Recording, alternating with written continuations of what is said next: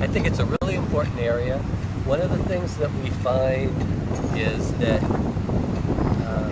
without standards, we usually don't see the big commercial interest because there's just too much overhead. But you can't really do a good standard until you get to a point where you understand the problem well enough. I think there are areas in robotics where Faire has dead on, where I think we understand the problems well enough.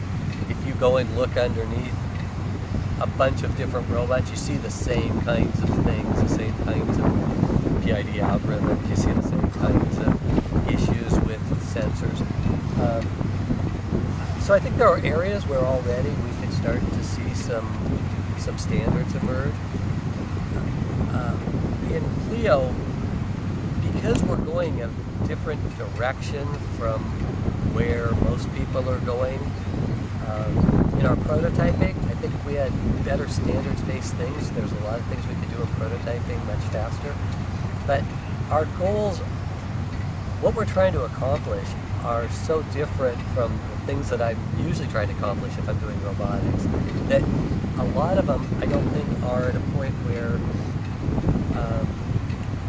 it's not so much you couldn't have a standard, but there aren't enough people that want to do this sort of stuff to make that part of it as standardized.